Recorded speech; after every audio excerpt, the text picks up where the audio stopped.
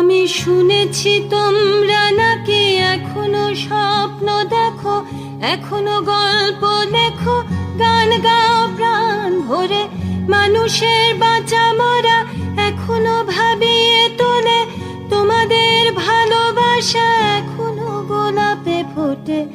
আস্থা হারানো এই মন নিয়ে আমি আজ তোমাদের কাছে এসে দুহাত পেতেছি।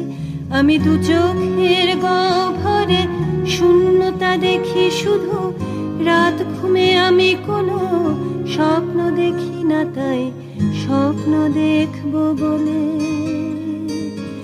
আমি দু চোখ পেতেছি।